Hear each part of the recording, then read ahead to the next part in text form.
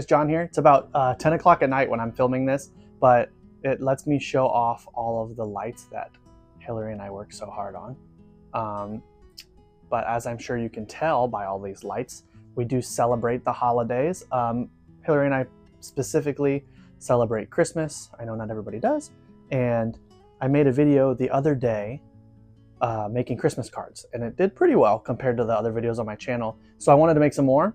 However, like I said, not everybody celebrates Christmas. So I figured today we'll make 3 cards where they're going to be holiday sentiment cards, but not necessarily Christmas. I think I'm going to do a general winter wishes card, a Kwanzaa card, and a Hanukkah card. Hopefully they turn out well. I'll see you guys at the end of the video when I check back in. Wish me luck. All right, here we go. Okay, so we're going to go ahead and get started with my Hanukkah card, and I decided that I would do a dreidel for this one. I considered doing the candles for the Hanukkah one, but when I was doing my research for the other ones, I think the best Kwanzaa card would have also had the candle holder. I don't remember what they're called. Let me look that up so that I'm not insensitive here. Hang on. Okay, so it's called a menorah. So I was going to do a menorah for the Hanukkah one eventually, but I think it would have looked better as the painting for Kwanzaa, so I did a dreidel instead. Kwanzaa is called the kinara, which is similar to the menorah, but obviously not the same. The menorah is 9 branched and the kinara has 7. So I think they would look too similar if I did the same kind of basic idea for both cards. So for this one, we went with a dreidel, which also made it a little easier because each of these paintings gets more and more advanced as we go. So it kind of makes for an interesting video that I start fairly simple and then we'll get more complicated as we go here. But you can see me putting the background in first. Blue is a very popular color that's used to,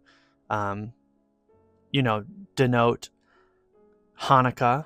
A lot of times, most of the decorations are blue and kind of maybe like a goldish yellow. So that's kind of what we went with here for our color scheme. But I did want some more interesting colors in it. So you'll see me splatter a couple different colors. I went with like a red and a yellow and a purple. They're not too crazy or noticeable right away, but I think if you pay a little closer attention to the empty spaces in the dreidel, for example, or sometimes in the background, you can see they just provide a little bit of texture that I think was missing from the piece initially. So I'm just creeping up on a good level of contrast here. I wanted my background to be a little darker, so you'll see me darkening up the background right now, just so that the dreidel will pop a little better. The symbol that I put on the dreidel, I'm not familiar with the way the game works, but I'm pretty sure this is the one that means that you take the whole pot. When I was looking it up, let me make sure I know what the symbol is. Yeah, so this symbol is Gimel, which according to the rules of the game, when you play, means that you get the whole pot. You get to take the whole pot, which is obviously the one you want it to land on.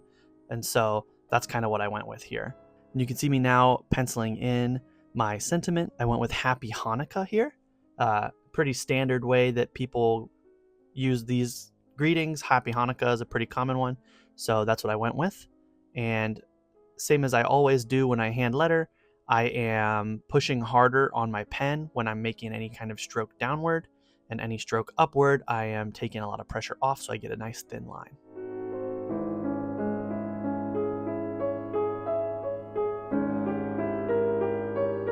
I do overlap the dreidel a little bit, and so I can pop out the letters a little better. I came through here and added some white highlights around some of the letters.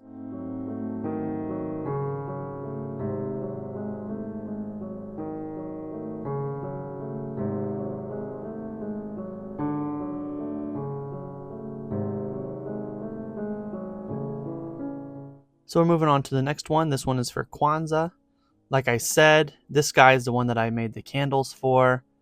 So the Kinara is a 7 candle candelabra or holder, and this is kind of the central decoration surrounding Kwanzaa, and so it seemed like a good symbol for this, and I wanted to make it entirely lit up because I think that makes it a little more interesting. So I'm going to put the kind of flames in first, and then I'll make the background around them. Now I want it to be fairly dark, and standard colors are red and green for this celebration. And so I'm kind of starting with a red to green transition in my background. When I do this background, initially it's a little too bright. So you'll see that in a second here as I'm putting it in. I kind of went from green to yellow to red because it seems like a pretty good transition, but that's too bright and it doesn't get across the idea that the candles are lit. And so I'm going to come through once I'm done with this background and darken it up. I think it got a little muddy, but in the end, I think that the darker color is a good way to get the candle to seem like it's glowing.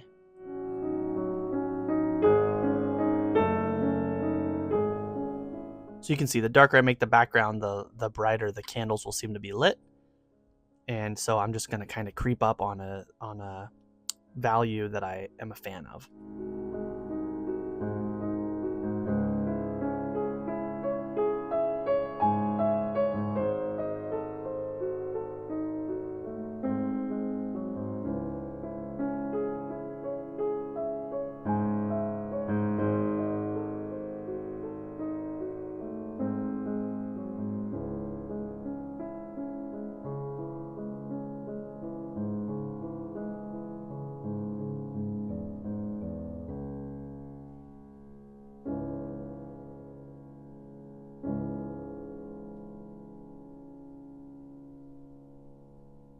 And so on all of the Kinaras that I looked at, the central candle was black, the candles on the left were red, and the candles on the right were green. So that's what I'm going to do. The first thing I did is paint all of the tops of them yellow so that they seem to be glowing toward the top. And then I'm going to come through and add some darker greens and reds and blacks underneath them.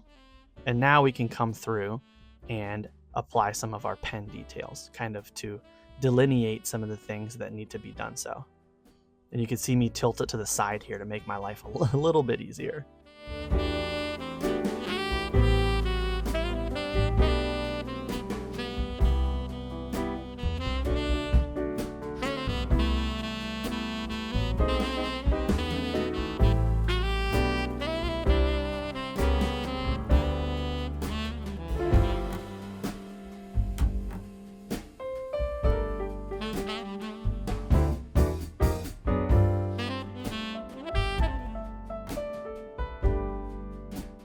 A little bit of white pen detail as well. Doesn't show as much on the video, but in person, this kind of gives some of the candles a little bit of a glow.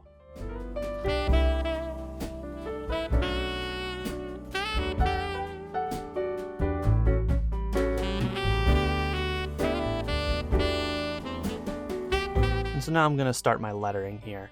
I have a little aside that I'm going to cut to before we continue with the lettering, so let's let that happen. Editor's note during this portion, I did look up whether it was Happy Kwanzaa, Joyous Kwanzaa, Merry Kwanzaa. I'm not very familiar with non-Christmas holidays.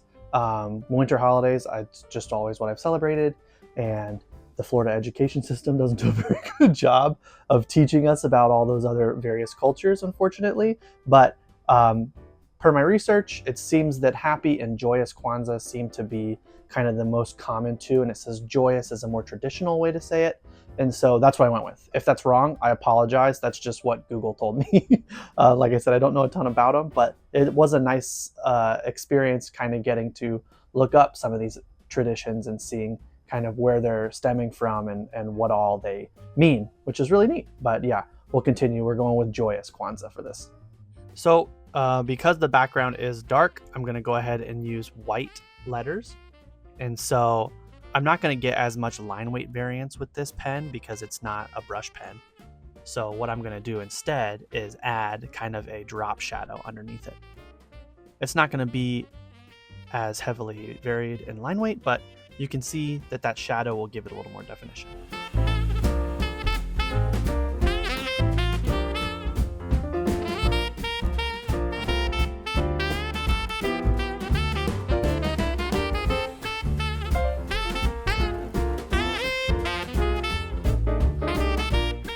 On now to our final and most complicated greeting card. We're going to do a winter wishes card. So when I was kind of deciding what I wanted to do, I thought that it would be nice to have a cute little scene of maybe a parent and their child skating on a frozen pond. I've never done this. I was born in Florida. I've lived in Florida my whole life, so frozen ponds is not a thing that I'm very accustomed to. But Hillary said that this would be a good card to make, and so that's kind of how I decided on making it.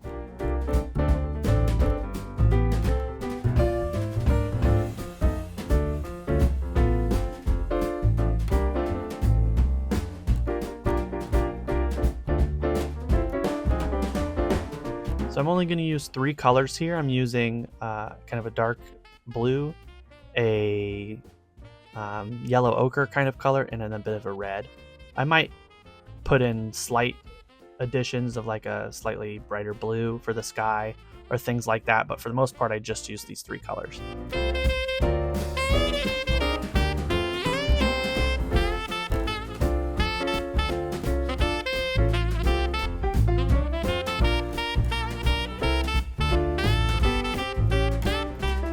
So for the snow drifts, we're going to go ahead and just make kind of a dull blue for the shadows and then kind of let it spread out. And so that'll kind of tint some of our white so that it's not pure white, but it's still going to make it look like it's snow. And then for the lake itself, I just kind of want to roughly mimic what is above it with less detail so that it seems like it's kind of reflecting off of the ice. I've never painted ice before.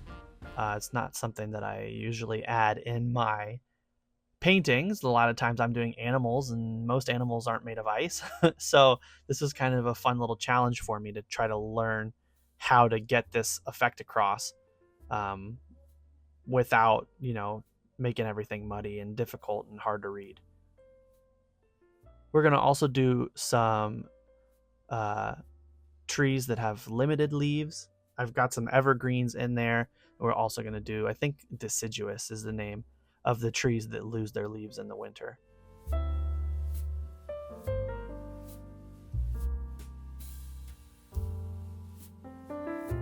Coming through, adding some shadow details.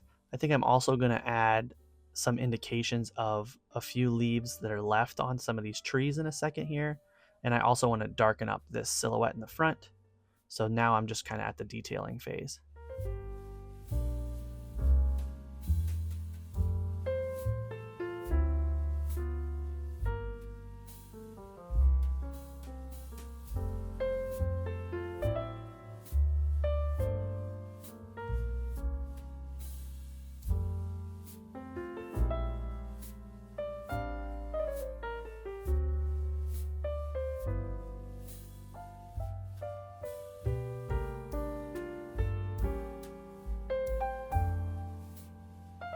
And we'll put in our sentiment here. We're just going to go with winter wishes.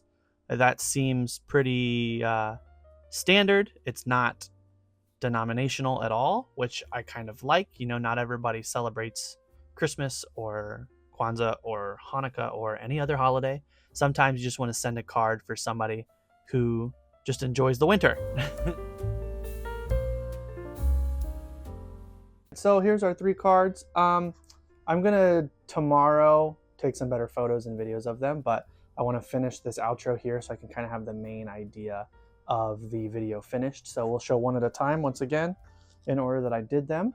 So here is our Hanukkah one. Here is Kwanzaa and our winter wishes. So I hope you guys enjoyed, and we'll get some better photos of them coming up here. But if you did enjoy, don't forget to hit the like, subscribe, ring the bell, all the standard YouTube things. Leave a comment. Let me know if you enjoy these kind of videos, what you'd like me to see me do in the future. Maybe I did something during this video that you don't understand how it works and you want me to provide a demonstration of how to do that, I certainly could. I would love to have ideas.